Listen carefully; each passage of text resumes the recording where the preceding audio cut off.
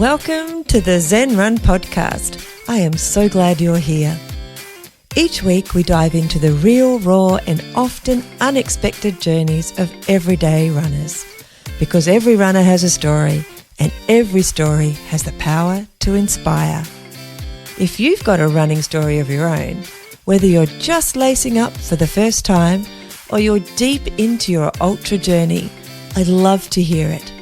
Sharing your experience might be just the thing that someone else needs to get out the door. And hey, if you're looking for a bit of motivation or just want to keep your running fun and stress-free, check out Zen Run. It's a relaxed space with guided runs, simple training plans, and monthly challenges to help you stay consistent without the pressure. All right, let's jump into this week's story. It's a good one.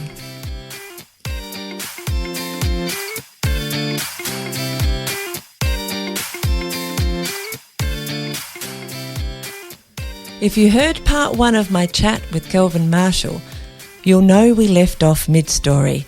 He was somewhere in France with a backpack, a rough map, and 18 days of running ahead.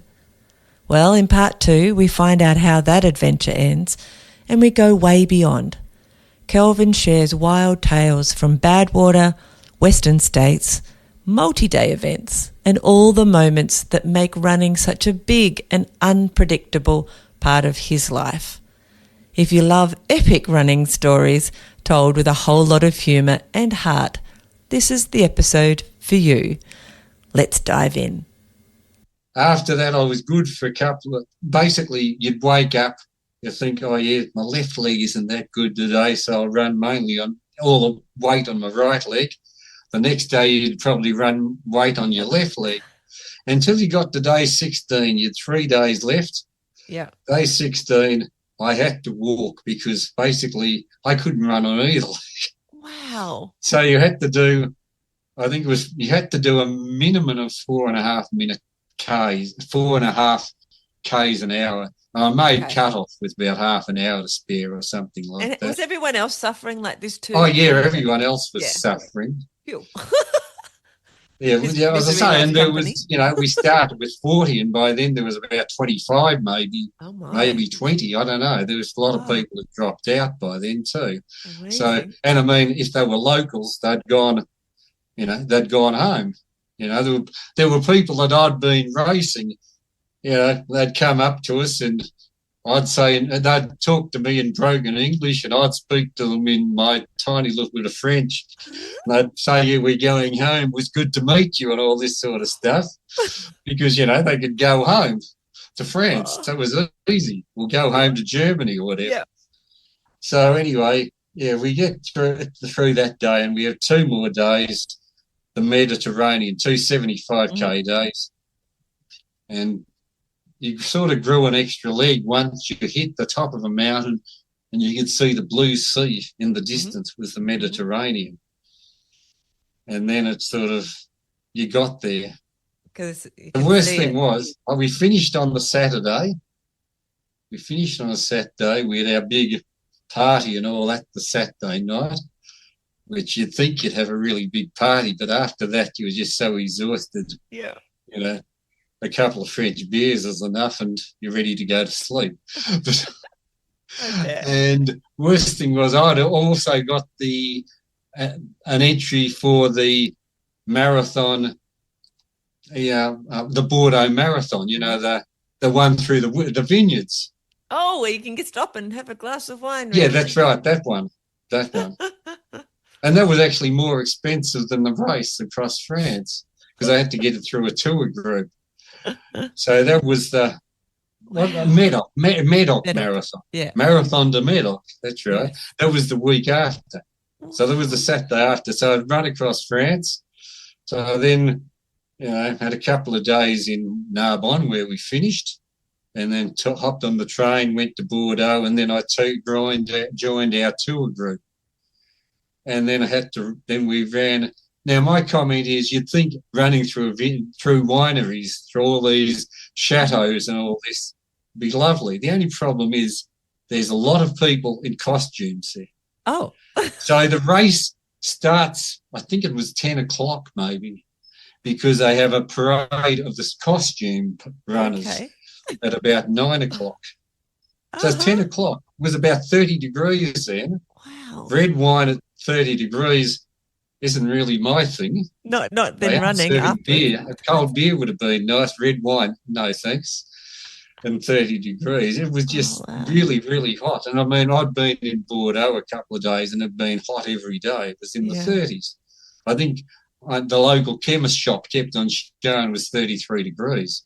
Actually, that was the other problem I had. I had all that luggage. I didn't have any of it for the first week in France because I went to Nice and they lost my luggage. Oh.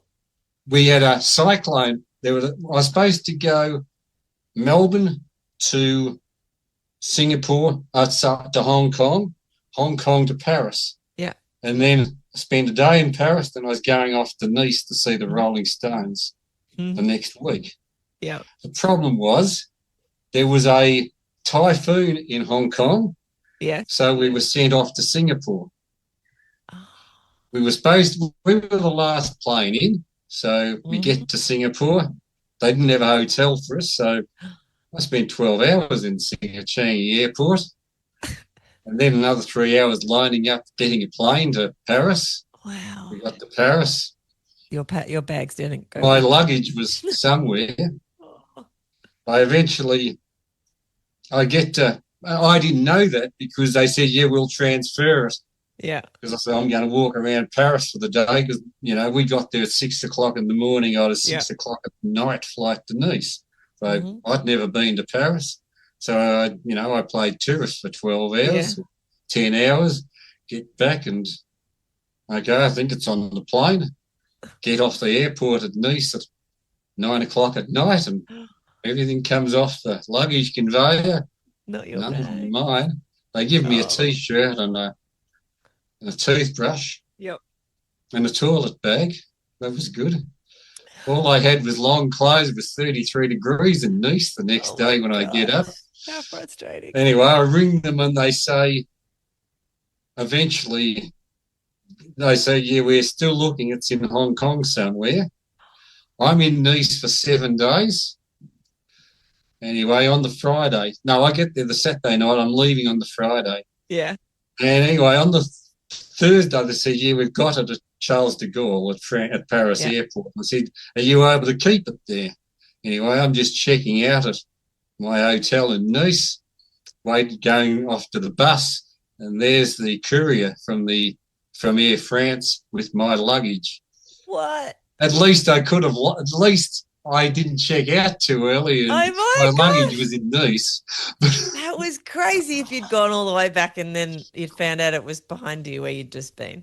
Yeah, so it was in Nice. Yeah, so as I say, then I had to get to Paris and then off to, at least I could buy a Rolling Stones T-shirt in Nice. So everything is really expensive in Nice.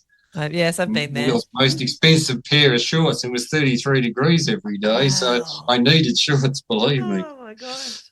It was either that or I was wearing jeans. So there are things that can go wrong. Definitely. But anyway, so back to Medoc Marathon, did that. Apparently it was 37 degrees when we finished. Oh, ridiculous. I got to remember there was something like 8,000 starters, and I did 3 hours 50. Because I think I just beat my Melbourne Marathon, my first Melbourne Marathon time. That was still my slowest time, my first. Yeah. And I just beat it. And I think I was top 2,000 in a field of 8,000. I kind of get a feeling that most people do that not looking for a time, but I could be wrong. No. Well, as I say, there was another guy from the race across France who did it. Yeah. And he said, I'll just go to the Chateaux with the best wine and that'll be where I finish for the day. And there were quite a few people did that, believe me. I wondered. There's 8,000 start. There might be about 6,000 finish or something around. Yeah. It's got a bit of attrition. As I say, people find a wine they like, but 30 degrees wine wasn't really on my menu, I'll be honest. I can imagine. All right, so you've been to And France. particularly at the 38K mark, they were serving oysters as well. I wouldn't be touching an oyster in 30-odd degree temperature. Thank you. This makes your tummy feel a bit funny, doesn't it? Just thinking about it. No thanks. Yeah, exactly. Oh, they should do it in a colder month. Anyway. Yeah, that's right. So anyway, I remember getting sent photos from that. You know, this was early days of they'd send you photos online. Yeah, yeah. And my photos, I've never seen my legs so swollen. I had knees that you would think, you know, I looked like an elephant, quite honestly. I didn't buy those photos, funny enough. I did look it up, and it does say exercise-induced fluid retention is edema, often linked to excessive fluid intake or strenuous exercise, straining the body's fluids. Well, I mean, I was going to bring up my first multi-day ultra, which was when we ran across the Simpson Desert. Okay. In 2003. And that was also courtesy of Cool Running, actually. Thank you, Cool Running. Yeah, well, Cool Running, because, you know, this fellow, this was actually Pat Farmer's brother, Bernie. Okay, yeah. He had announced, you know, we're going to have this big race, you know, with all the big names across the Simpson Desert. The previous year, they had organised the race from Perth to Canberra, that Trans-Australia race. Yeah. You remember where, you know, the legendary runner died, the Australian guy. You remember he died near Port Augusta or something. I can't think, somewhere. It's familiar to me. Yeah, I know. In the recesses of my brain. I know. It was a long time ago. Yeah, Trans-Australia. And one of the Aura trophies is named after him, and I can't think of his name. Because I'd met him a couple of races. I can remember meeting him in my first DNF. Oh. When I was lying on the side of the road in Shepparton one time. That was my first DNF. Oh. It's good to have a DNF, I think. Isn't it? Yeah, it's sort of... It puts your mind back on the job. Yeah. I was trying to look it up, but I don't know. I know. I'm trying to think. All I need to go is to go to the Ultra Marathon Runners website, and it's one of the trophies is with his name. But I think I'd only been, you know, I was only a young runner. But anyway, that was the first race they organised. The second race was this Trans-Australia. Yeah. Anyway, on Cool Running at some point, somebody said they need some runners because there's a lot of people supposedly couldn't get visas or whatever. Oh. I don't know if that was true or not because there was a lot of dodgy stuff with this race, trust me. Oh. Yeah. In terms of you know, checks bouncing. Yeah. When we got race prize money, but we won't go there. We won't talk about that. Yeah, but yeah, that was the two Bernards. Oh. But anyway, they said, you know, if you can get to Adelaide on such and such a date, yeah, you know, you can do the race. So there was one really good runner. There was three of us. There was a really good runner who won. He was, I'm going to say he was Slovenian off the top of my head, but he was a really good runner. He was way, way better than the rest of us. Mm-hmm. And that's right. And they were making a documentary and all this from it. I do have the documentary. Now, I often see about 6 minutes of it on TV on a show called Travel Oz. Oh. And once upon a time, it used to often be on because people would send me a text and say, I just saw you on TV, Kelvin. Oh, wow. Yeah, that's right. So anyway, we had that. So we did that. So there was me. There was Vlastik Skavril, who was a Tasmanian. He would have been in his, I would have said he would have been in his late 50s then. He was quite a deal older than I was. I believe he's the one who's did a number of the convicts and wenches runs that I Yeah, he would have because he's Tasmanian. He come from the coast. And even then he was probably in his 80s by then. That'd be right. That's right. Amazing. Yeah.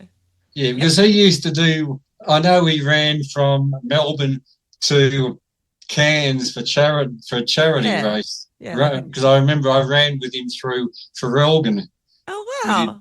We did about 50 Ks on the Princess Highway. I said, I'll catch up with you, Vlasti.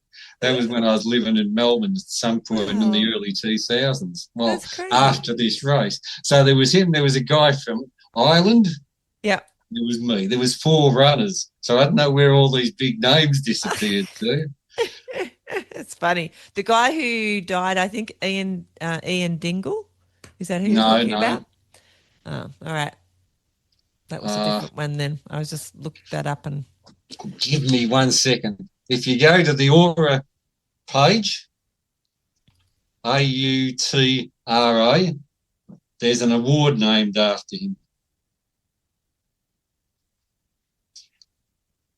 Let me have a look. Australian Ultra Runners Association. Is it Australia?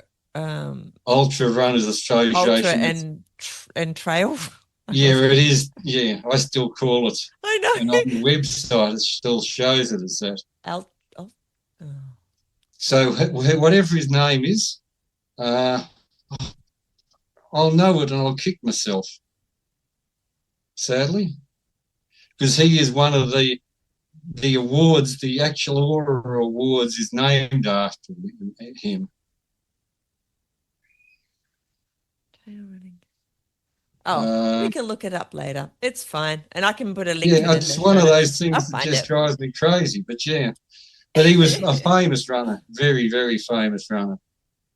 Yeah, so anyway, everything's off links and yeah. But anyway, so we did this race. Yeah. And anyway, the first day, people crewing me because I needed people with 4-wheel drives. Yeah.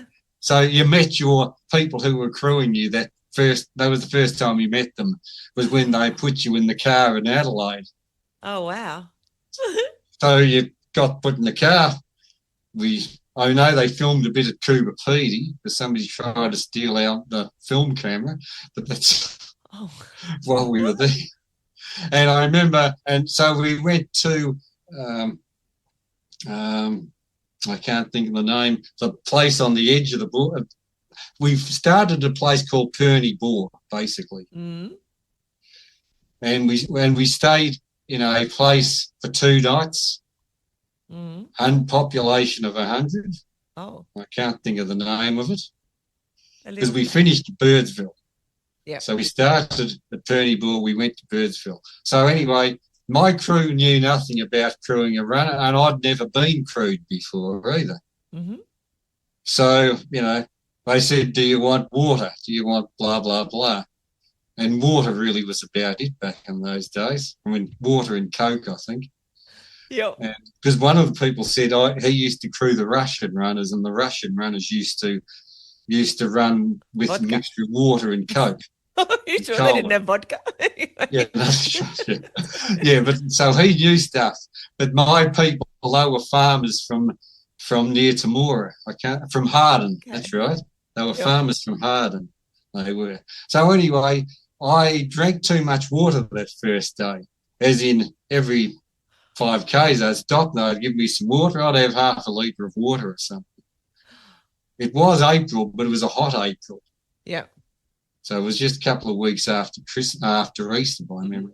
So anyway, I drank a whole pile of water. I was actually second that day, second of 4. I'll try to not get too carried away. I thought, this isn't too bad. But I cramped up overnight.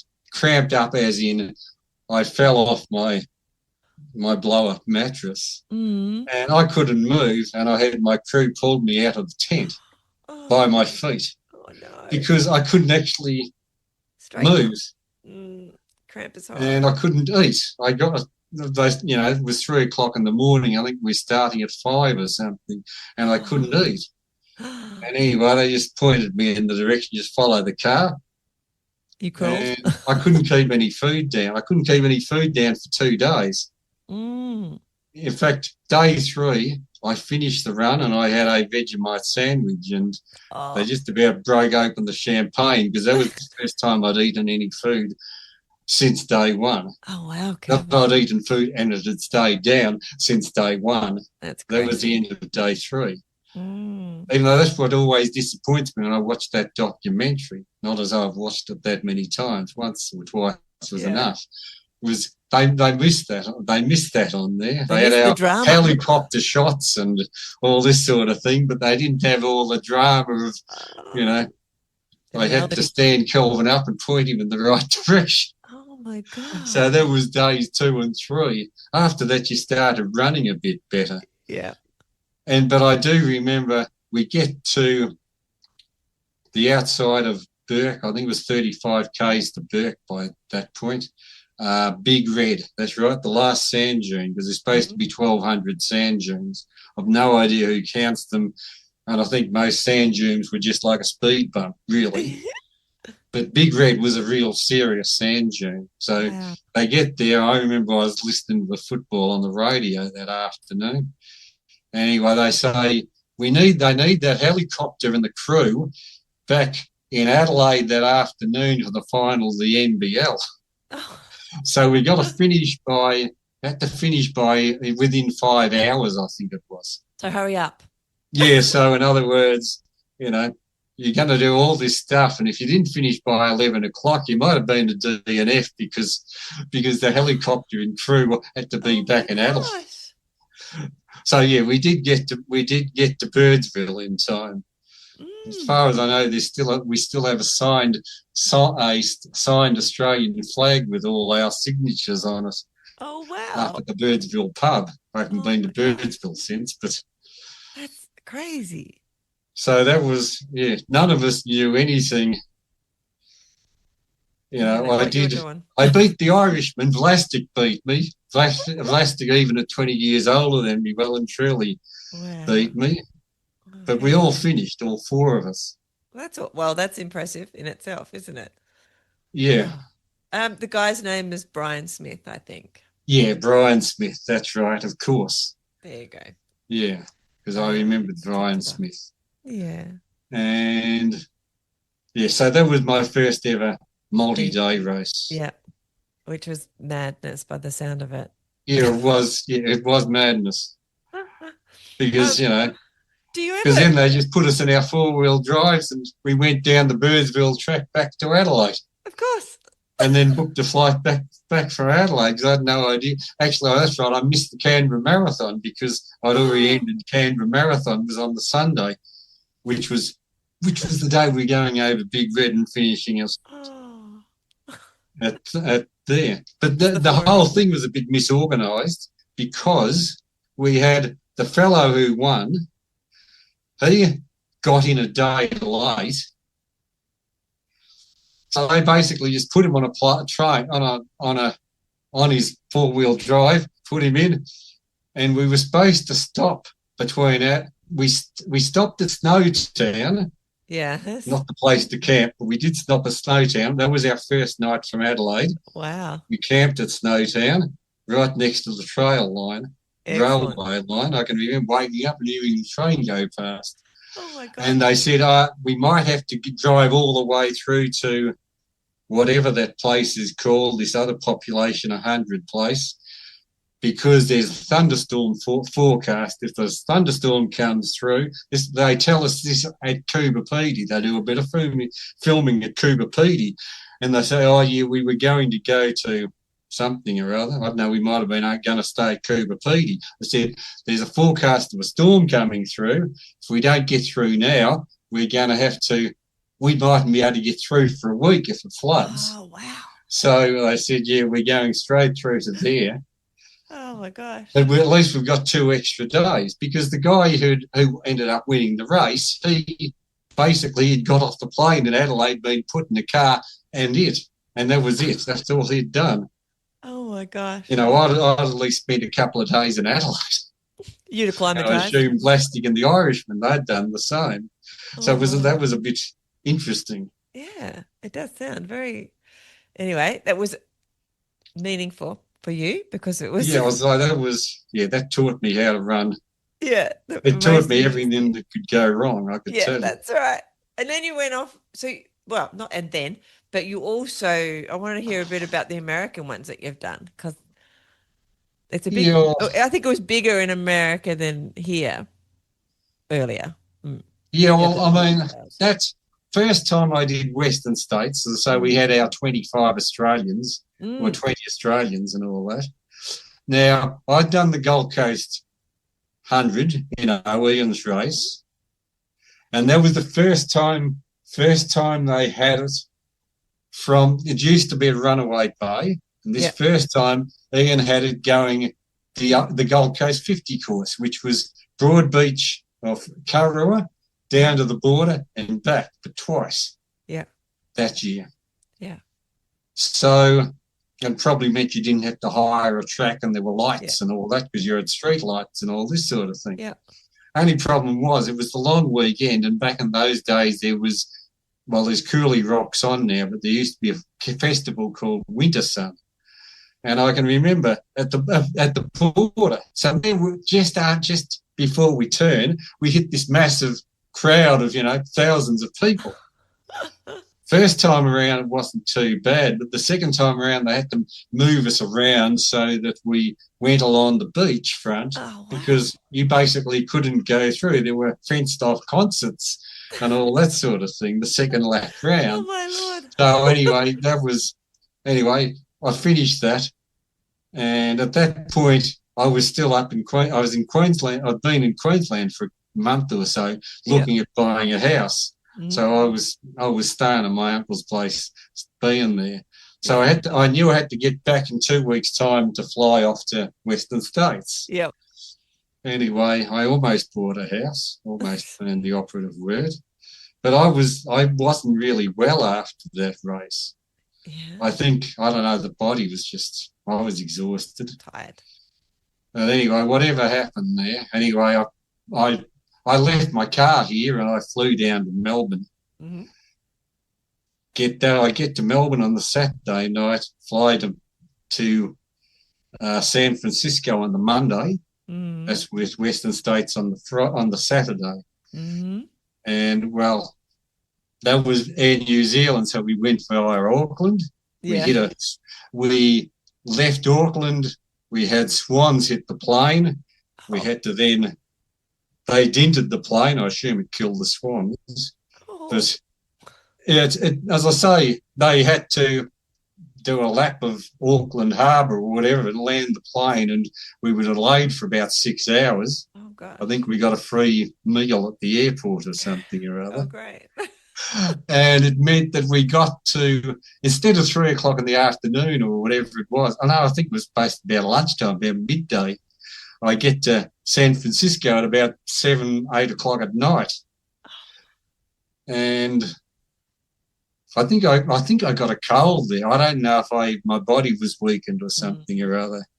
But I can remember going the next morning and I woke up, there's Golden Gate Bridge, I'd better go over that in the morning. I remember feeling pretty sick that day. Yeah. And I basically got sicker and sicker. I just had a cold or something. Yeah, just run down, I'd say. And yeah, I think I was run down. I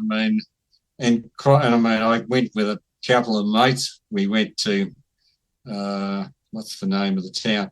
Well, not to where Western States is, not Squaw Valley, but Truckee. That's right. Mm-hmm. We went to. All of us were staying at the one of the hotel chains at Truckee. We were.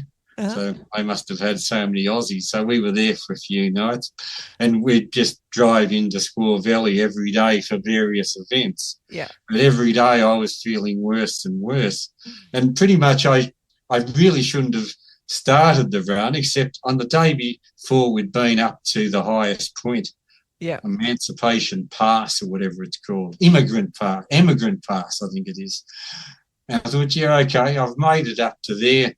If I can get up to the highest point, I should be able to, just chug along from there. Mm-hmm. Only on race day, I got about 4 aid stations in. And back in those days, they were weighing you at every aid station. Oh. And I was putting on weight. Oh, that sounds like fluid retention. What they were saying was I had the cold and my kidneys couldn't handle the cold and the exertion. Mm. So the first time they stopped me, they said, just sit here for an hour and eat some salt or something salty. I think they gave me a packet of chips or something. Yeah. And that was the first time. And then I think that happened at 2 more aid stations. So I kept on losing an hour every time. In fact, I think at the first one they said to me, don't run, just walk. Because I can remember there's a mate of mine who'd never, ever beaten me, and he ran past me while I was walking down a hill, which my ego was sort of, this can't be happening. This isn't meant to be. So I can't remember, but I'm going to say it was 3 times, because the second one I went to, they said, yeah, we will get you to stop because, again, you've put on weight. Yeah. They said they shouldn't have told you to have salt, though. Oh. So they, I don't know, just drank fluids or something. I can't really remember. All I know is sitting there thinking, why am I sitting there where I could actually be keeping on moving, because they ain't going to move my table to the finish line. So anyway, I got through 3 of those. I then get to the 60-mile mark, or 60, whatever it is, at Devil's Thumb. Mm. And I was still under cut-off, but they said exactly the same as they said, yeah, ideally we'd want to keep you for an hour, etc. But, the sweeper's going to be coming through in about 20 minutes or something or other. I said, if you want to go on, I'm thinking, I sat there. Actually, I had a couple of the Aussie runners. I saw them and they said, g'day to us, you're not looking that good, Kelvin, and all this sort of thing. And they finished too. Oh. So I did pull out. And the funny thing, the doctor who said that to me said, oh, yeah, we can give you a lift to Auburn. That's all right. So anyway, I know I was really sick when I was with the doctor. They just got me to lie in the back of the station wagon. Just got me to lie in the back of the station wagon. Mm. And I remember waking up in Auburn and thinking, where the hell am I? I could see this light because they had the finish, at the school oval at Auburn, and they had all the lights on. I'm thinking, I don't know where I am. And then I remembered, and I actually saw, and then I heard one of the Aussie names. Martin Fryer came in. I think he did about 22 hours or something. I've had Martin. I remembered what was happening. Mm-hmm. Yep. So, I didn't know much at all then. So that was my... Oh. So, well, actually, that next morning, once I worked out where I was, and also knew I had to get a lift back to where I stayed in Auburn with everyone else. Yeah. I just kept on running the 2Ks from the oval to where the trail ended, and bring it in the Australians waiting around for the Aussies to run in. I'd run in till they hit the oval, I'd take him back again. So I did run a bit. Okay. That day. So did you start? How long did it take you to recover from not being well? Well, I think I had another 2 weeks or 3 weeks. I ended up doing a 50K race at Angel Island, which is in the bay off San Francisco. I did a 50K race there. Because basically I was going to finish a race before I went home. So that was the Sunday before I went home. It didn't matter what I was doing. Oh, so in all honesty, that hotel at Auburn, Holiday Inn, that's the chain. Yeah. That Holiday Inn, we had Holiday Inn at Auburn or Holiday Inn at Truckee. The Holiday Inn at Auburn, I think I ended up spending another 3 nights there because I just really wasn't any good to go anywhere. There was no point me. I was going to have to rent a car anyway and go somewhere. I was better off just staying there until I felt a little bit better. So you went back. How long ago was it that you had your redemption run? That was 2013. Run? Okay. That was when it got harder and harder to get in, and you needed the extra lottery tickets. Yeah. And I remember starting Gold Coast 50 in 2012, and somebody said, "Oh, you beauty, Kelvin, you've got," because I hadn't looked it up online because I'd missed out the last couple of years. Yeah. 2012, and I said, you got in last night. And that's nice to hear from someone else. Yeah, it was nice to hear. And I was actually in good shape then because I'd done Comrades Marathon. Oh, wow. I'd then flown back to Australia and mowed the lawn because it was cheaper to fly. It was cheaper to fly home to Australia rather than to fly from South Africa to America. So I actually flew home, saw a bit of the Gold Coast 100 runners, And I actually said to Ian, I'll probably go to the breakfast in the morning. Obviously, I was jet lagged because I didn't wake up till about 10 o'clock. I went to bed that night at about 7 o'clock, and I woke up, it was about 10 o'clock the next morning. Oh, wow. The sun was shining. So I was obviously a bit jet lagged from flying in from South Africa. So I didn't go to the presentations. I did see people running because it was just round the front of me there. Yeah. And so I say I'd done comrades, flew off to San Francisco, ran the San Francisco Marathon. Yes. Which was the second time I'd done San Francisco. Wow. And then I had, I think, 2 weeks to train for Western States. So I went up to Lake Tahoe to train. So you acclimatised a bit. Yeah. The only problem was the first time I went for a run, I was in Carson City, the capital city of Nevada. Mm-hmm. Now, when I'm running, I don't really take a lot of notice of traffic lights in Australia. I do when I'm overseas because I have no idea which way to look for cars. Yes. Anyway, I'm crossing at a traffic light. There's a car runs into me. As in, it was doing a left-hand, whatever turn. Yeah. I was crossing the road with the green light. It ran straight into me and it hit me. It wasn't going fast. Mm-hmm. So anyway, the lady calls 911 and the fire brigade turns up, which my first comment to them, and it didn't raise any laughs, was, I'm not on fire. But they did want to take me off to hospital, and I had to sign a thing to say, no, I'll be okay. But I was a bit stiff and sore, to be quite honest. Yeah, cool. And I was actually supposed to be doing a 50K at Santa Cruz the next week. Yeah. I was, and I pulled out of that 50K because I was in Lake Tahoe. I was up where the snow, where it was normally ski resorts were. Yeah. And of course, it was the middle of summer, so the ski resorts weren't open. And pretty much the only medical aid I could get was, I could go to the ladies' fancy massage place, and get a massage. That's all I could really get there. Wow. So I was a bit sore. I spent a lot of time in that pool at Lake Tahoe. Yeah. And I thought, this isn't really good. I did actually, and it's a long story, but I actually ended up doing a 50K at Lake Tahoe instead of doing Santa Cruz, because I pulled out of Santa Cruz and ended up doing a 50K, and I was actually okay, and that gave me confidence. Oh, that's good. But Gordy Ainsley, who did the first Western States, well, he's a chiropractor. Oh. So you go to Squaw Valley on the Thursday, I'm going to call it, I think, because that's when you have all the official stuff beforehand.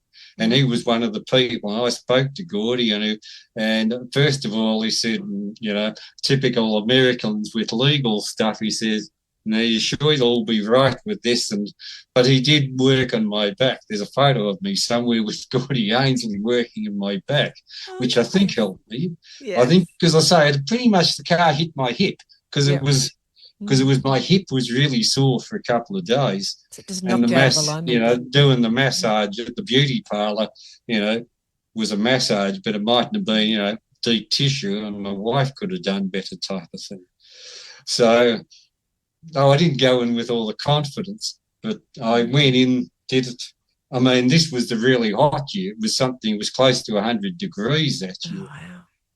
Because I kept on worrying that they were going to cancel the event, because I was meant to crew, when I was at Badwater in 2008, I was meant to crew my mate at Western States. Yeah. And, of course, I leave LA. I'm just driving into I think it was Squaw Valley, just driving into Squaw Valley. He rings me and says, the race has been cancelled because of bushfires. So I had a lot of, I kept on thinking, this thing's going to get, with that heat, we're going to get bushfires, they're going to cancel a thing or something. But thankfully it wasn't. It didn't? But I do remember, what I remember most was, by then I was starting to have mandatory, back then they didn't have mandatory equipment, but I had my bottle, which I'd been running with for ages. Yeah. But I was starting to cramp. I'd hit Emigrant Pass and I was going down the steps downhill to the first aid station, and I was starting to cramp up. Yep. And there was one of the other Aussies in it, Marcus, and he saw me and he said, "I'll give you another bottle at the aid station," because he had a spare bottle. Yeah. My crew actually had a bottle, but she didn't know where my stuff was, because they don't drive in, they bus them in. Okay. So she didn't take my bag in. But his crew had brought his bag in, so he gave me a second bottle. So excellent. I had 2 bottles to carry. Yeah. And I got through it. And what did that feel like? And that was about it. Like the redemption, like did it feel... Yeah. Was it like a redemption run? You know, that kind of feeling? Yeah, that's right. Yeah, well, even though that was the funniest thing was my crew. I said to her, you know, once we got through the water crossing at Rucky Shucky or whatever it's called, you know, you go off to the motel at Auburn. I'd already spoken to the motel at Auburn and said she'll check in about 3, 4 o'clock in the night, in the morning, and they were fine with that. Yeah. Anyway, I get to the thing. She sees me come in. I said to her, she says to me, I couldn't find the hotel. So she couldn't find the hotel because we'd been there. We'd driven there from Lake Tara to check out where everything was. And also I talked to the manager there, actually his business card, to make sure she could check in at ridiculous o'clock. But she couldn't find the place. Oh, my gosh. And I do remember we actually got back at the motel and it was just, you know, our free breakfast ends at 9 o'clock. I think we got in. I shoveled as much food as I could on a plate at about 5 to 9. Yep. I was too tired to really eat it because I'd pretty much just finished. That's crazy. It sounds like it was a big thing, though, to be able to tick off. Like, that was... When you have a DNF. As I say, I never did it in under 24 hours, which was, you know, I would have loved to have done that, but I think at my peak I could have done it in 24. That, as I say, probably comrades 2 weeks before or 4 weeks before didn't help either. So how many times have you done comrades? Just down and up. That was you've only done it twice. Okay. You've got to do it twice. Apparently, basically. I have heard that on this podcast. So obviously, don't do it all unless you want to do it twice. Well, that's the most disappointing thing is I said I'll go for a down year. For the first 50 Ks, I was whinging about if this is down, I'd hate to see up because all we've done is go upwards to me. We haven't had a downhill yet. Oh my gosh! Even though that was that was the funniest thing there is I can remember you could see the finish line at Durban in the distance. We're running down this highway and was going straight down. Yeah. I had the 9-hour pace bus past me, and they must have been slightly fast because he then got them to stop and walk. So I'm going that past me. Then I come, you know, there's like 500 people just in front of me. Wow. So go around them and have them again. And then I think I did 8:57 or something. Oh, man. Because I always remember when I finished, there was a South African guy next to me, and the first thing he did was have a smoke. And I was thinking, sure, I wonder if he beat me. And I'm thinking, that's crazy. Maybe I wonder how fast he was if he didn't smoke. Yeah, that's right. I always wonder that when I hear. Yeah, that was sort of one of those weirdest things. Was I was totally exhausted, and the first thing was, and I think he must have had a smoke while he was running too, because he pulled it out of his sock. No. So he must have had a cigarette and a match or something on his, so he could have he could relax while he was going along. That is, I don't get that. You did Badwater as well? Were you saying? Yeah, I did 3 Badwaters. You've done 3 of those. So yeah, well, actually, that was the other thing with Western States. They asked any requests, and I said, "Yeah, I'll have number 65 because that got me through Badwater each time." So they did give me number 65 there, at least. That's all right. So 65 is my lucky number, which, considering I'm born in 64, doesn't make sense.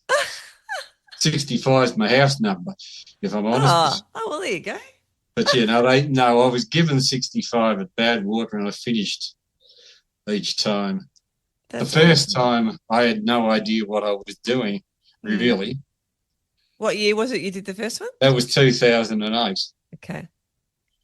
And, I mean, in all honesty, I was over in Thailand at the time when I heard I'd got through. So I was trying to work out how to get a crew. I'm thinking, I've got no idea how I'm going to find people.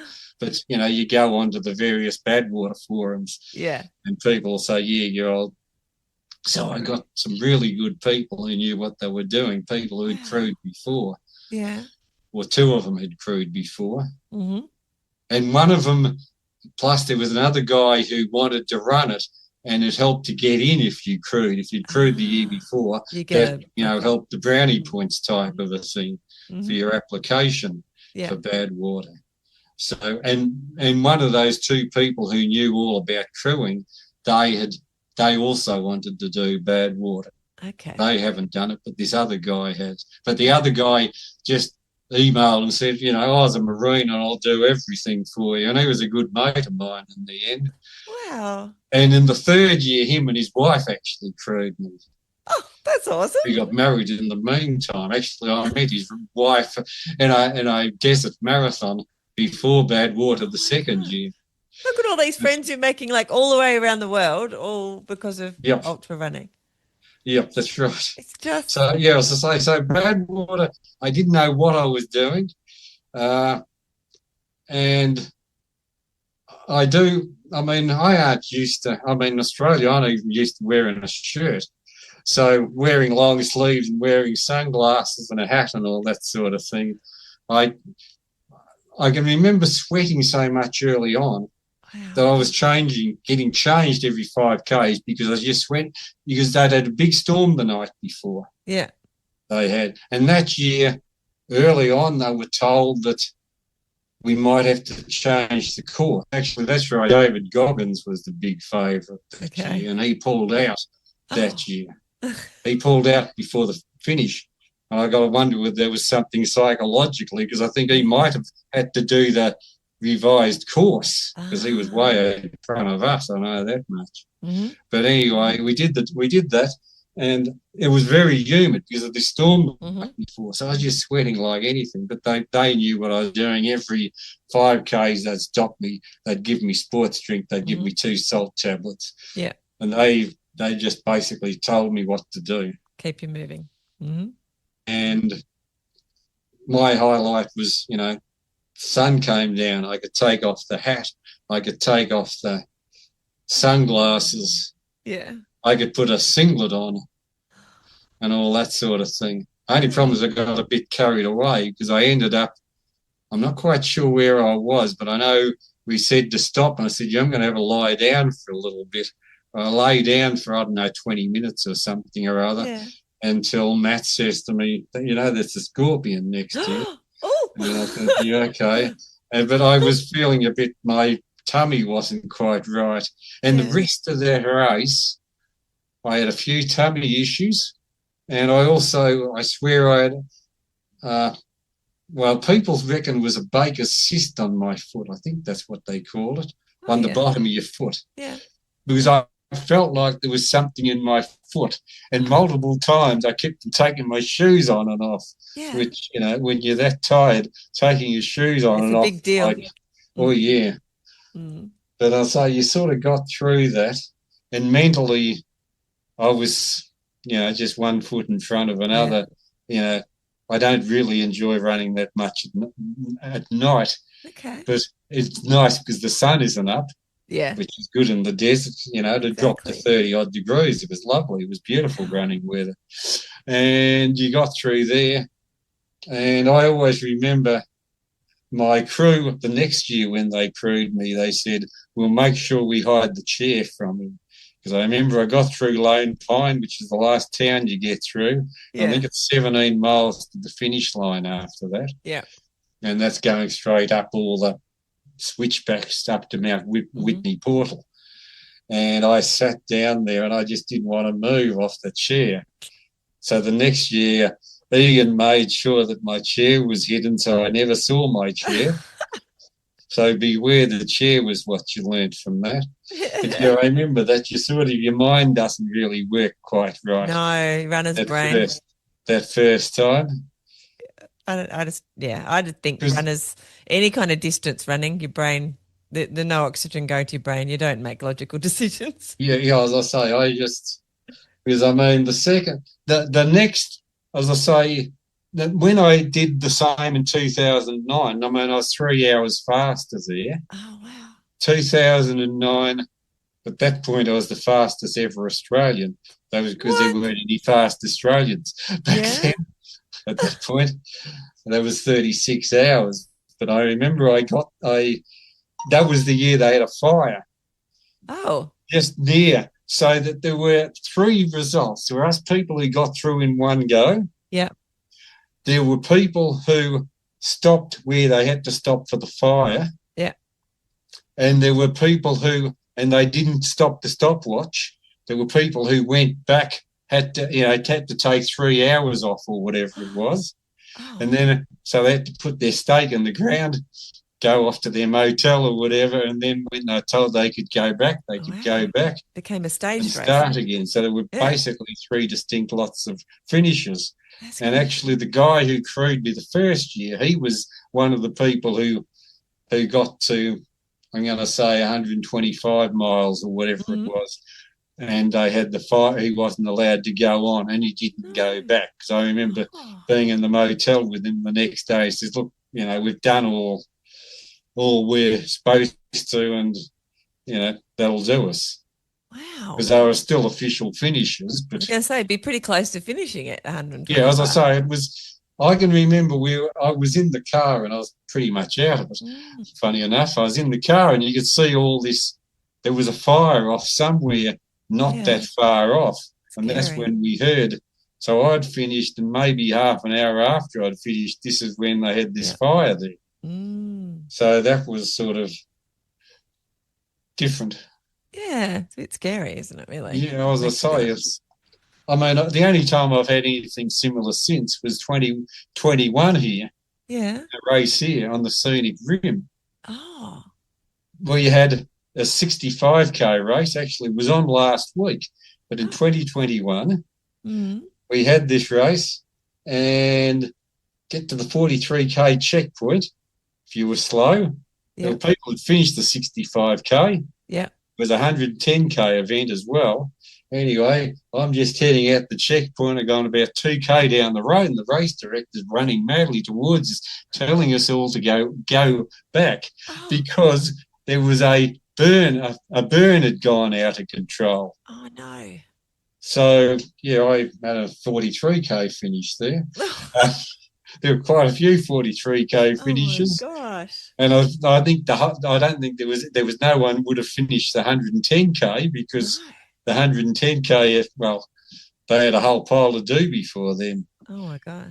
But so that was the only other time I've known that we've had separate results.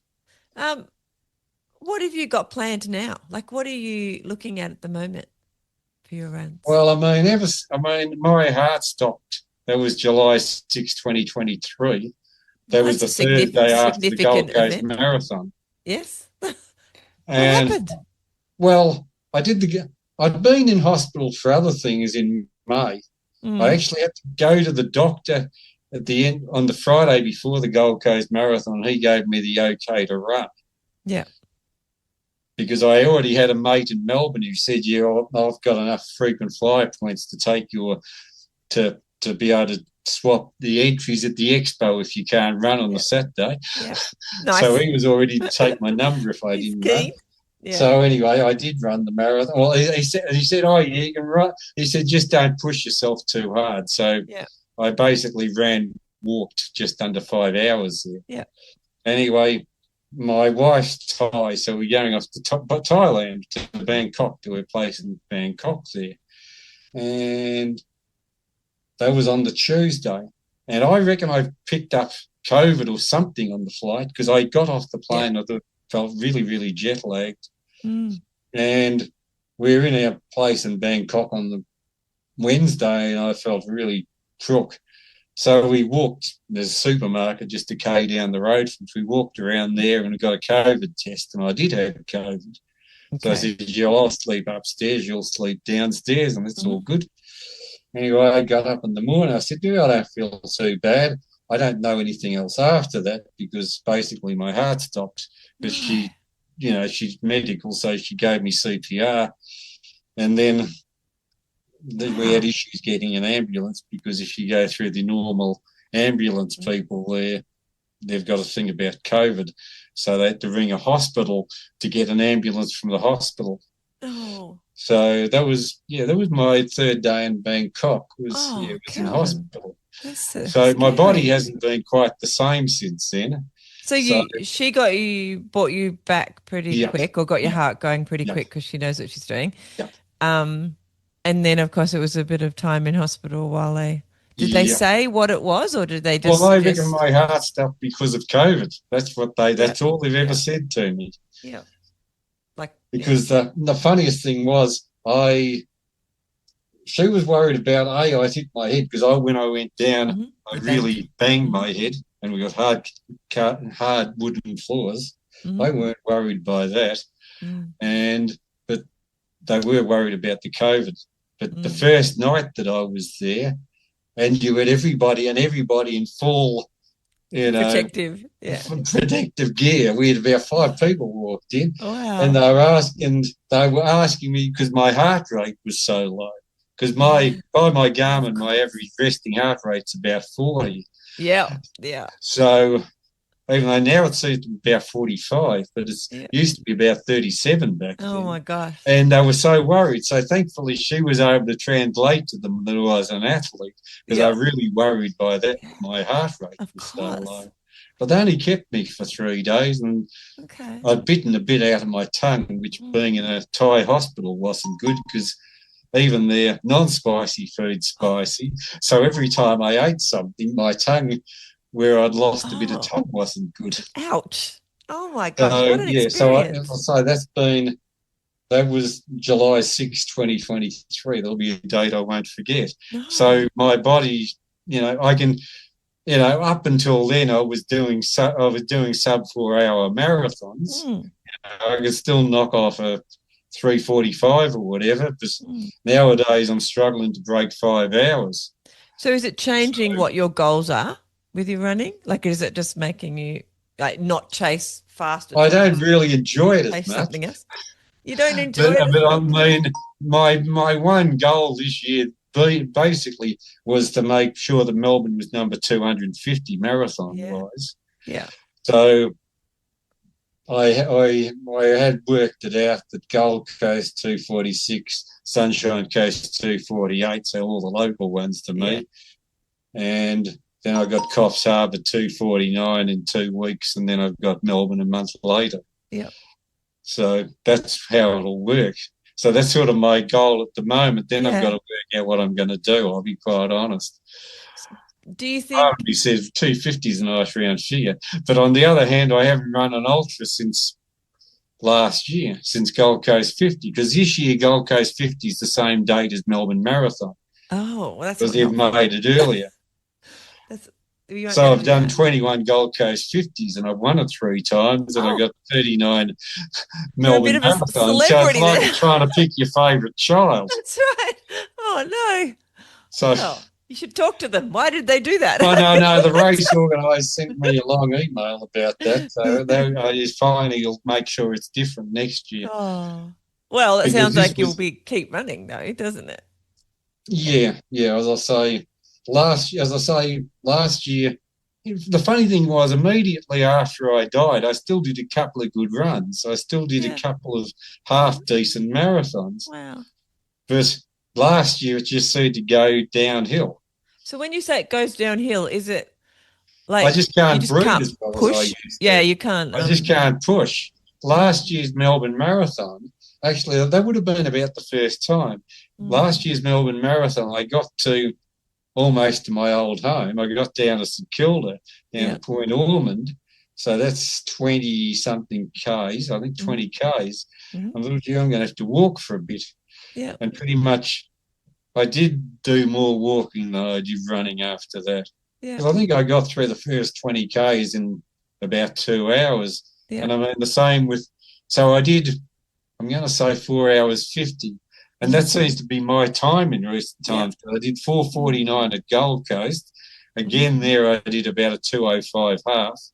Yeah. It was after that the body, I just hit the wall and I couldn't do much about. The body knew how to get me through. Yeah.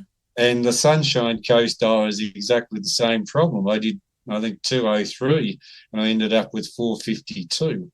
So to me, it's fantastic that you keep going, because I know I've known a few people who've had something happen with their heart in the last few years, and they found they're just too scared in many ways to even attempt to go out for a run. Well, that's what I always say to Patty, is if I prefer to die doing that than lying in bed. Fair enough. I think she disagrees with me on that. I bet she does, but yeah. But no, that's sort of my thought on it. Is you're out there because I always remember two things. When I did the race across Germany in 2007, I did that basically because I was moving from Melbourne to Sydney. Yeah. Melbourne to the Gold Coast, and my house was in storage. They'd put stuff in storage for me, and I didn't have anything. So I thought I might as well go and do this race across Germany. Basically, and there was a guy, and he was in his 60s. I always remember he died after he finished on the last day. Oh, wow. But he was with his wife. His wife was crewing for him. Oh, I thought, that's the way I'd like to go, but it's not exactly my aim. No, we don't all plan it, do we? We're all going there at some point. No, exactly. But wow, I think it's awesome that you continuing to run. And so the thing I really want to do is there's a run around Goa that the guy from the Race Across France organises, because the Race Across France doesn't exist anymore. Yeah. I did the second last one in 2014. Okay. And the last one was in 2015. Mm-hmm. But he organises very, very casual run around Goa in India. Oh, wow. And that would be interesting. I did that the year that I did it. I think I'd worked myself, there's only 10 of us, but I worked myself into third place at the end of day 3. Wow. Only problem is we got a pool on the third day. First time we'd seen a pool, we'd seen lots of beaches, but our first pool, and it was mid-40s, temperature was hot. Wow. And anyway, apparently there was some warning in India about, there's monkeys around. Yeah. There could be bacteria in the water. And I think I spent twice as much time in the water as everyone else, because a couple of the other runners are a little bit sick the next day. I basically woke up, we're going to start at 6, I think. I woke up at 4 o'clock. I get up, go to the bathroom, and then I think, why is my head in the corner of the shower? Oh, no.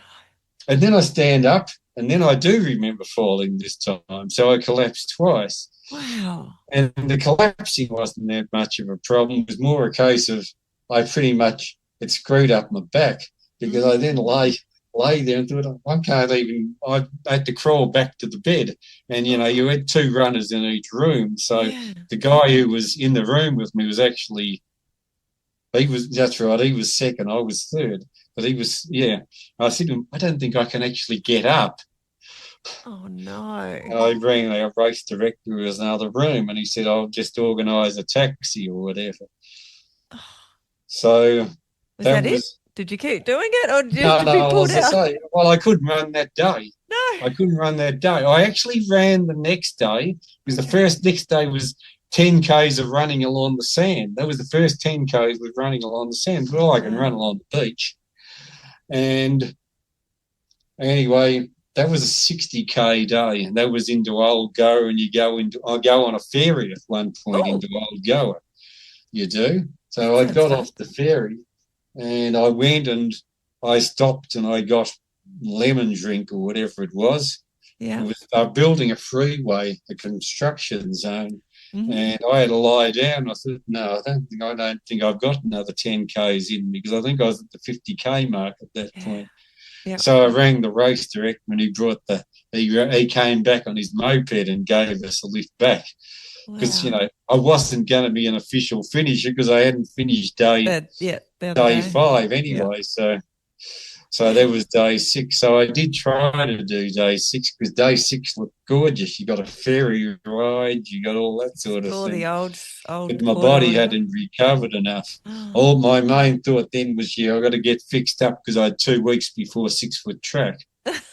So I was all right for 6-foot track, but the time wasn't on my side because I basically then spent the next week in the water at Goa at Benoorlam Beach. So you want to go back and do it again? So this is I would like to finish it. That's on all the time, is it? Like it's an annual event now? It wasn't on this year because there weren't enough runners. He's talking about next year, and I don't know whether I might have to wait another year or two because at the moment, me being me, I don't think I could run 60 Ks a day. Well, it was only 320 Ks over 7 days it was. Okay. So there were shortish days. Some days were longer than others. Yeah. Kelvin, there's a question I ask everybody, and that is, how long do you think you'll run for in your life? Well, I can't. Well, I'm too much like a racehorse. I mean, I'm not like a racehorse. They can't send me off to stud.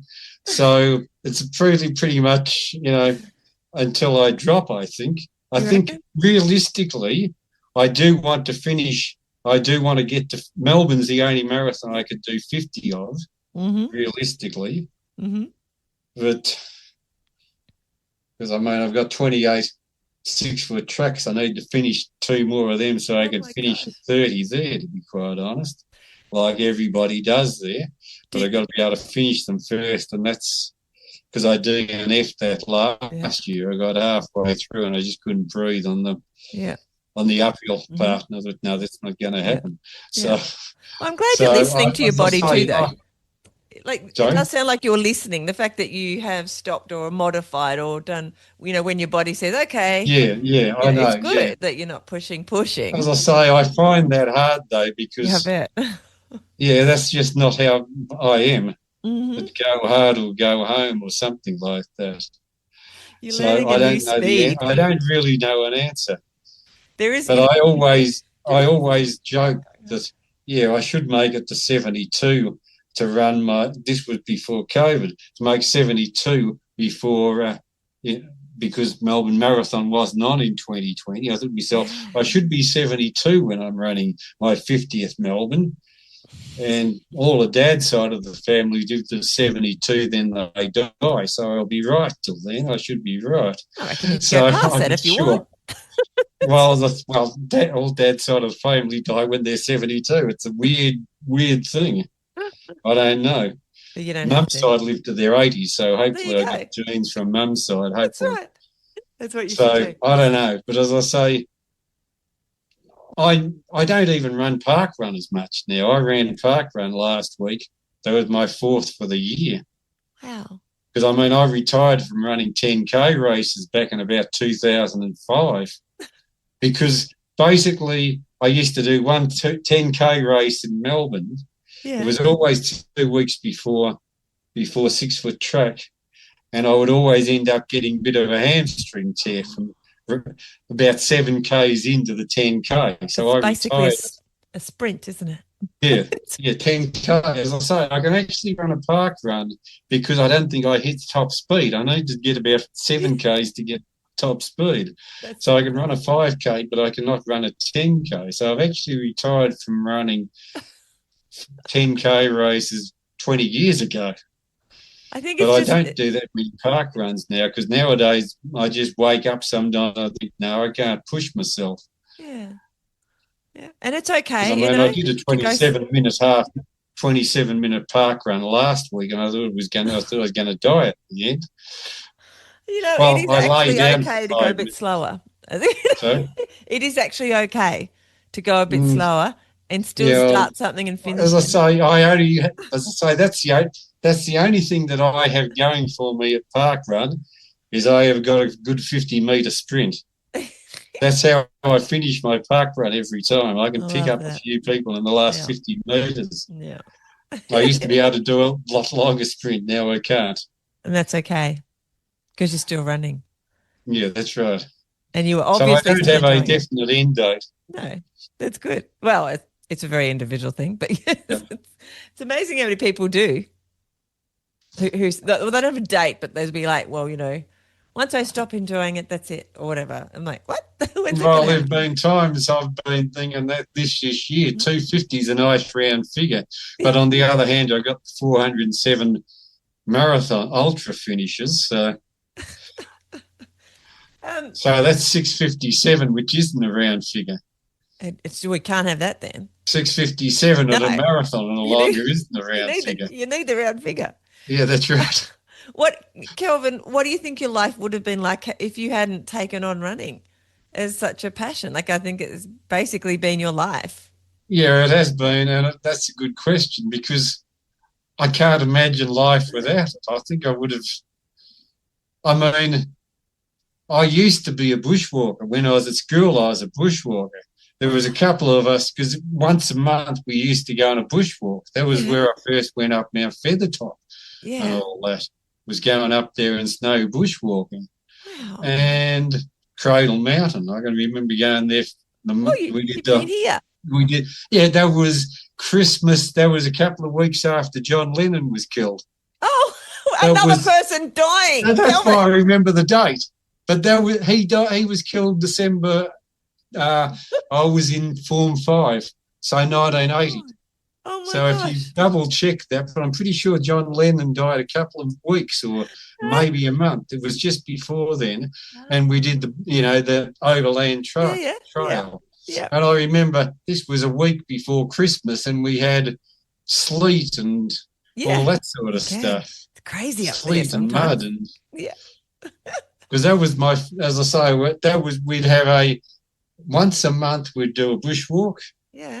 And then we'd have a week-long one. I love that. And so maybe you would have been a more avid bushwalker. You would have done more bushwalking directly. Yeah, well, I mean, my father used to bushwalk with us, and my mother, to some degree, bushwalked with us. She wasn't quite. Me and my dad were more the ones. Yeah. And as I grew older, I did it by myself because, Dad got sicker and sicker too. Didn't really help. Yeah. But he'd go down to Hillsville or whatever with us. It seems like your parents. I should double check that. I just want to check that. John Lennon. I just want to check that was right, but that seemed to be what I remember was John Lennon was. It was pretty close. Yeah, 8th of December 1980. That's right. That's what I said. It was about a week before we went to Tassie. That's crazy. That's right. It might have been a couple of days before even. Wow. Because I always remember we went there and the first day there, we had a best day. We were walking around. We had American tourists. They went to pat the funny-looking puppy. We call it a wombat. I always remember that because it bit him. This American tourist. I remember they went over there and they said, "Look at that funny looking dog." Went over to pat and it bit him. Oh my gosh! But so I would say that was right. 1980. I remember that well. So I would have been an avid bushwalker. I still bushwalk here because I just, as I say, I stopped bushwalking when I found trail running because instead of taking 3 days to run across the Blue Mountain, to hike across the Blue Mountains, I can run it in 5 hours. And see all of it that in a blur. Because there is, of course, the Cradle Mountain Ultra. I've never done that because you had to sign that you were proficient with a compass. Oh. I'm not proficient. Well, in the old days, you used to have to put a thing that you were proficient with a compass. Mm-hmm. And I remember I did the odd Rogaine with Nigel Aylett, who was one of the greatest Rogainers ever. He was a really good ultra runner. But you were not good with he was killed in a Rogaine in Washington State in 2004. He was. Somebody else who died. Well, he died about a month after my mother because I'd been to my mother's funeral. I said, I'm not going to another funeral this year. A month later, Nigel died in this race in Washington State. But he could read a compass and a map like, you know, like anybody reading an app or something, like, you know, reading your street directory. It was amazing. Oh, so I knew I was never in Nigel's league. You probably didn't need to be in his league in order to do the overland track if you wanted to do it. No, yeah, but as I say, yeah, we'd do road games where you'd run as a team of two. Yeah. So he just needed someone who could keep up with him. So I was fast enough to keep up with him. Fair enough. I was going to say before, it does sound like your parents really gifted you with that, you know, the ability and the desire to get out and move. Like, you know, a lot of parents, you know, well, not everybody's been gifted with parents like that who are active and you know. Well, as I say, none of them had cars, so it wasn't as though we had many choices either. To be honest, yeah, you could have got a tram. Yeah, there is that. Yeah, at least we don't have that here in Tassie. I was just going to say, when I went, and I mean, when I was a kid, we'd go to the footy every Saturday afternoon and watch Richmond, and then we just take the train. Yeah. But, you know, when I moved back here in 1997, I'd just walk to the MCG every Saturday afternoon if I wasn't going to the football, if I wasn't doing a race. Yeah. It was my walk to the footy. Watch a bit of sport, go home. One of the things I always ask people as well is an identity question, which is, and you know, it always seems silly because I ask it at the end, and usually people have been telling me lots of stories about their running. Yep. So when do you think you first would have called yourself a runner, or do you call yourself a runner? I think I always said if I had to put something in my gravestone, I'd just put ultra marathon runner. There you go. Quite honestly. That's interesting. Even though I do want to be cremated, I don't want a gravestone, so it's sort of very theoretical. But you might have honestly, that's what I'd really want is ultra marathon runner. Yeah, and that's the struggle I have nowadays, that I know I'm struggling with these ultras. Yeah. But I don't really feel like an ultra marathon runner that much at the moment. Just I should be out doing Coastal High 50 tomorrow. Well, is it that because just up the road? Is it because for you to be an ultra marathon runner, you have to be competitive at some point? I think to some degree. For you, yeah. Yeah, for me, yeah. Yeah, that's whether right. It's competitive with people your age, or the last time you did it with yourself, or other people in the race. I think I just have to be competitive with people, because that's what I always remember about park running when I was doing 20-minute park runs. Was, you know, I'd be absolutely busting my gut against 10-year-old kids. That was some of my best sprint finishes. You'd see me just winding up from about 100 metres back to pass this 10-year-old. Oh, my gosh. I totally relate, but it's so funny at the same time. Yeah, that's... kids. So I don't know, as I say, I think probably from the time I did the sub 3-hour marathon, I thought of myself as a runner.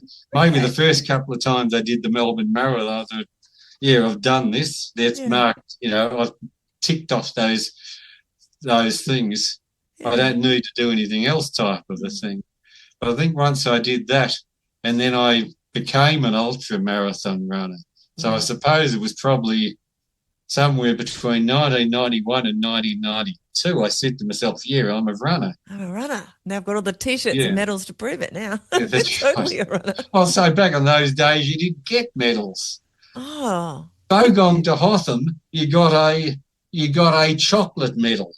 Oh, really? It's usually melted on the way back, because it was, you know, it was the middle of summer. Might have been cold up at Mount Hotham, at Mount Hotham, but it usually melted by the time you got back to Bright. Oh, you were ripped off, Kelvin. I think that certainly happened the first year. I remember that. Oh, my gosh. I think so. Medals weren't always a thing. I've mostly only got medals, so as I say, 30 years of running. I did lots and lots of Sri Chim Noi runs when I was living in Melbourne. Did? Yeah. And I mean, I always joked that I could have run my own rebel Sri Chim Noi races, because you got a finisher's medal, and I'd usually end up with an age group medal. And the odd race I won, I won one of their marathons once upon a time, but I think, I got the odd place or whatever in them.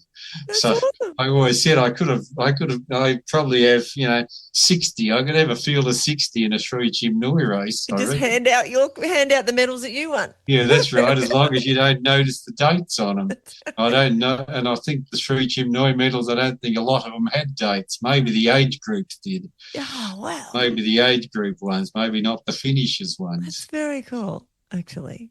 We've had a few people come on to talk about him, and they've done a few races. Some of the bigger ones, like over in America, the one where they go round and round. The 3,100 K or miles or whatever it is. Yeah, that's right. Yeah. Amazing. That sort of running for trans, and I always like to transform yourself, but I always transcendation. Yeah, I'm terrible with that word. I can't remember now. Yeah, but I did a lot of those runs in Melbourne. They don't actually have any in Queensland. They used to have some. I did a half marathon there a couple of years ago. Okay. Up in Brisbane. It's a long way to go for a half marathon, to be honest. Totally is, yeah. It's about a 100K drive to run for 2 hours, under 2 hours. That's crazy. If you got it right, yeah. A question, because you do run both. What do you prefer, road from trail? I always think my big size 13 feet weren't really made for skinny trail, so I'm not really good at technical trail. I don't enjoy technical trail. Okay. If there's a trail, reasonably wide, I enjoy them. Yeah. But technical trail, my feet are too big for that sort of thing. It does get frustrating, doesn't it? And I mean, I prefer roads to running on footpaths. Yeah. Yeah. Because I don't run on footpaths here. I just run on the road. Oh. Face the traffic most of the time. Yeah. And drivers see this bloke without a top running towards them. They get out of the way. A good target, or they do see me. I don't think most of the people around here know I own a shirt. Because I don't train with a shirt. So when you were living in Melbourne, did you train with a shirt then? When I was always warm in Melbourne. I used to have a backpack. And most of the time I didn't have a shirt, but I'd grab my T-shirt off the back because I wasn't going to walk into the office topless. Of course. Yeah, I don't think that would have been looked favourably upon. So usually I'd just run shirtless, and I'd stop a couple of blocks away from the office and put the T-shirt on. Yeah, that makes sense. Yeah. Kelvin, I've kept you for so long. It's got dark at your place and dark at my place, which is madness. Well, that's because I took an hour and a half to set up. It's going to be at least, I reckon we're going to cut this into 2 episodes, and that's fine. Yeah. We sort of said we might do that, and that's cool. I have done that before. Before we do go, there's a couple of things I wanted to ask. Is there anything about your journey that you want to share that we haven't touched on? And in a minute, I'll also ask you for some tips for people who run and like to keep motivated and to keep running. Because you've had this great running career and you've still got plenty more ahead of you. You would have some amazing tips for that, helping people to keep running. But before that, is there anything about your running journey that you want to share that we haven't delved into a bit in our last few hours? I must admit, I've spoken so much. I've run out of things.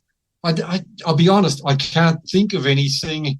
That's all right. I mean, part of me says my running journey started, my ultramarathon running journey started was, that was the last thing Dad saw, was my second ever finish.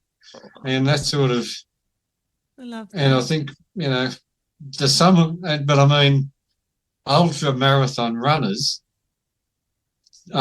we're sort of, we're this dysfunctional family. We are all of us. There'll be people I see, and I might only see them once or twice a year. Yeah. But we'll just, resume the same conversation we had last time we saw each other. So we're sort of, we are this weird dysfunctional family.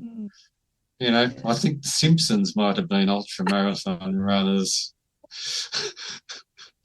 Okay, Homer probably wasn't built for it, but just trying to work through stuff. Yeah, that's right. But yeah, as I say, it is a community.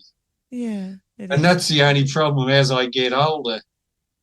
You know, I don't know all the young guns nowadays because they've usually packed up and gone. They've got their medal. They've all headed off before I see them nowadays.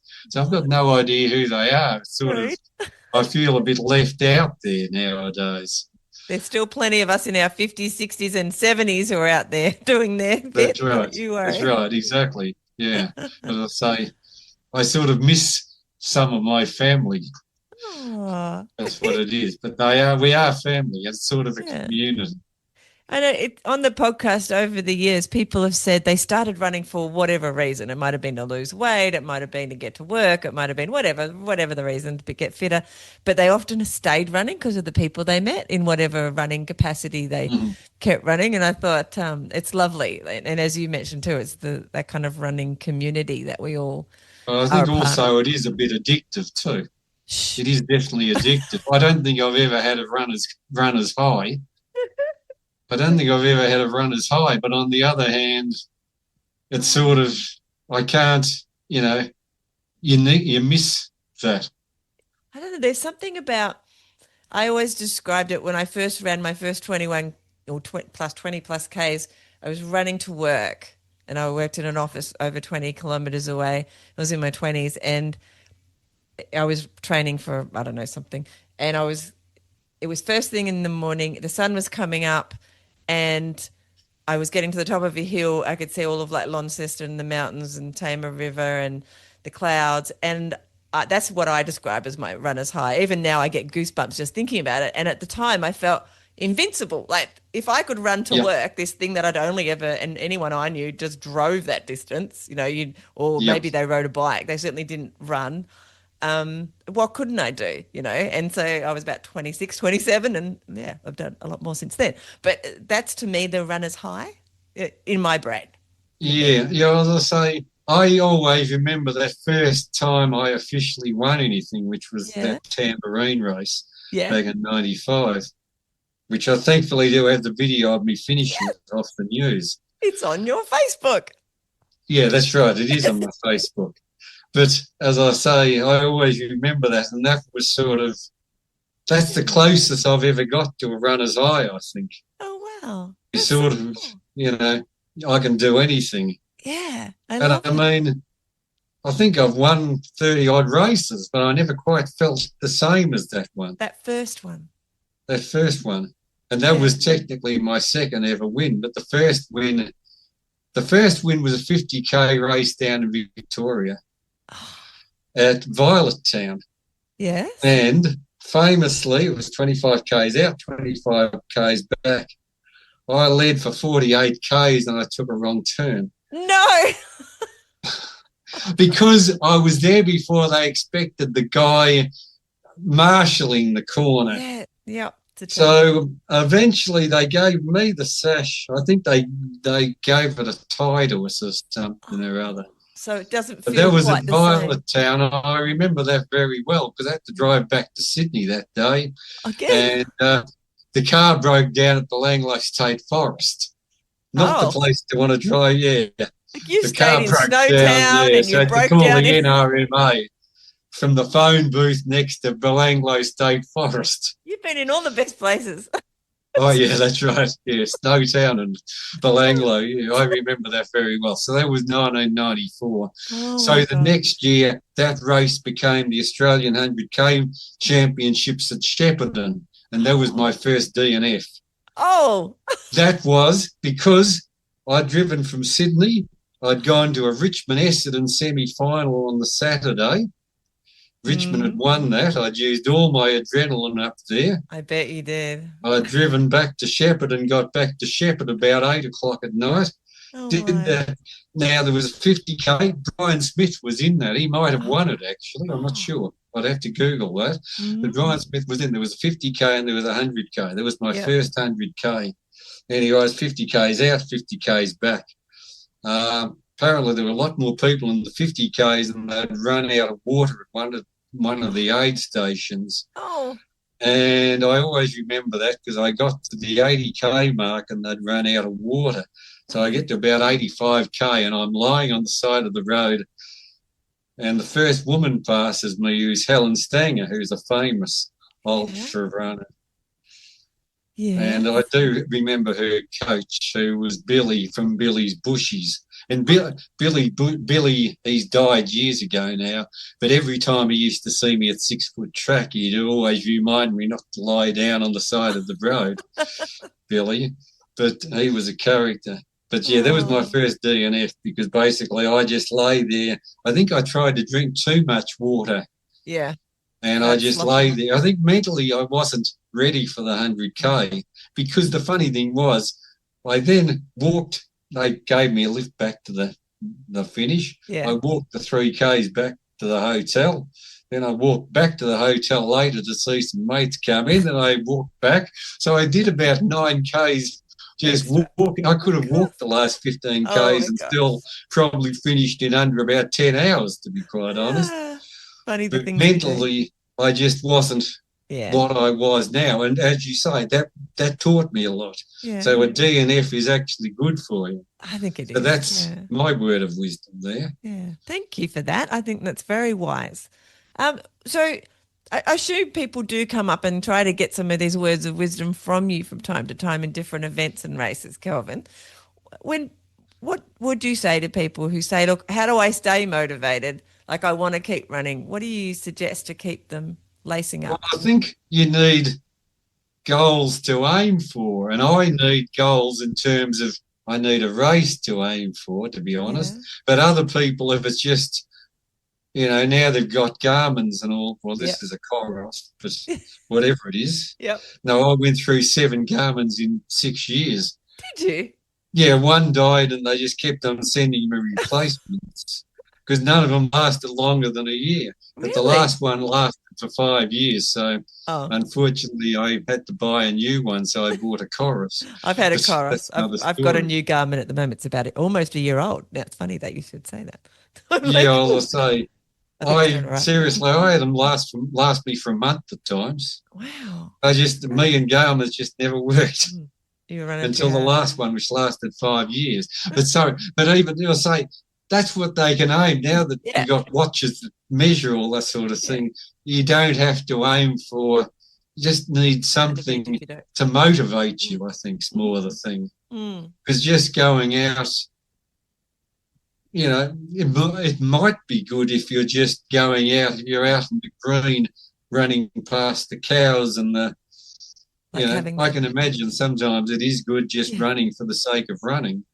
I did a streak thing for, 600 and something days where I ran all kinds of distances, but I had to run a minimum of 2K every day. So I had to go out. During COVID for 570 days, and then I tore my calf. Oh! That was the end of that streak. Anyway, that was one way to keep me when I wasn't wanting to race because I was getting too, I was as I say, that was during the COVID. Because, I wasn't working then. Yeah. So that was when I started between meter reading jobs. The different types. Not as though I could have worked from home there. No one's going to bring me their meters, I can tell you that. They still need to be read. How did they do that? As an aside. Well, they would have had to go out. They would have read them. Yeah. Yeah. That's what I was thinking. Anyway. But as I say, you need something to motivate you more than, some people run with music. My idea of getting dressed for a run is I put in a pair of shorts, I put on a pair of shoes. Depending on the shoes, I'll put on a pair of socks. That's it. Wow, you're very minimal. Nothing else. That's amazing. And I do have the house key because it's usually handy if I can get back in the house. It is handy, yeah. You don't have to climb up balconies or whatever it was you had to do in Sydney. That's right. Do you have, what was I going to say? Something important about running and what you were wearing or not wearing, I should say. Oh, the time of day. Do you run mostly in the morning or whatever you can fit it in? Well, I say I work 3 days a week. Yeah. I'll usually run for 4 days. Yeah. But in all honesty, I'm not a dead early morning person. I mean, this morning I went out at 9 o'clock. Yeah. I ran for an hour. Normally I'd have gone for a swim after, because I just live 800 metres from the ocean, but there's a lagoon. Usually I'll just go out into the lagoon there and have a swim. Well, it's handy you don't have a top on then. Yeah, it's handy you don't have a top on, that's right. And I'd have a whole pile of stuffs to get wet. You could just jump in, just your shoes. And I don't carry a phone or anything, so I don't have to worry about that. Amazing. I love that. So I'm fairly simple that way. But so I'm definitely a morning person, but not early. But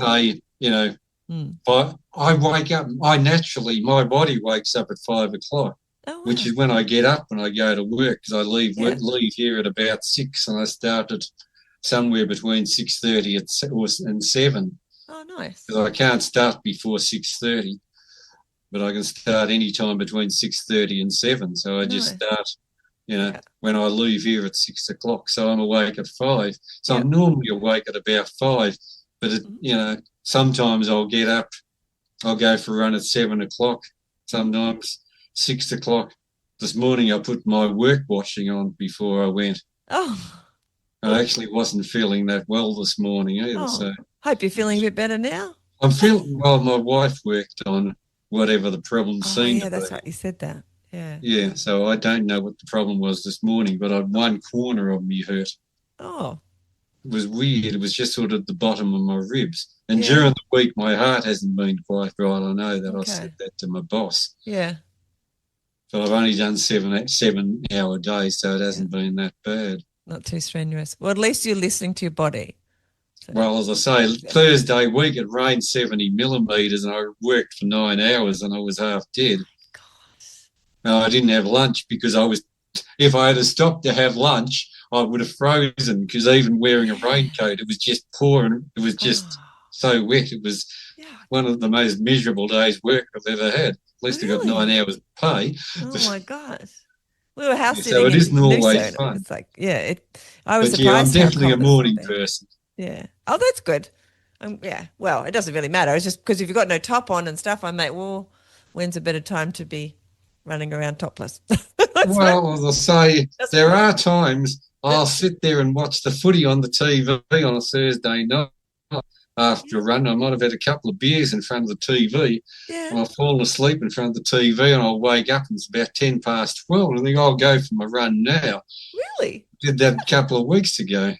Went for a run along the beach, did about 11 Ks. Is it nice? And it was started to rain. It was really nice, actually. So it was 2 weeks ago, so it wasn't that wet day, thankfully. But it started to rain. As I say, I might have got a bit tired watching the footy and I fell asleep and I woke up and just 10 past 12. I can do today's run. So occasionally I will go for a midnight run. I don't mind a midnight run. Occasionally you do something a little different. Well, say you need to unwind from work. Yeah. These people only work 3 days. I know. Need to unwind a lot more. There's a few people who've come on the podcast who will say they run home from work so they can leave work at the door and not take it home. That was me when I was working in the office, believe me. Yeah. That was exactly right. Yeah. So that's a motivation. I mean, I sort of, as long as there was a shower at the end, I was good. Yeah, I love the same with running into work, as long as there was a shower there. Yeah.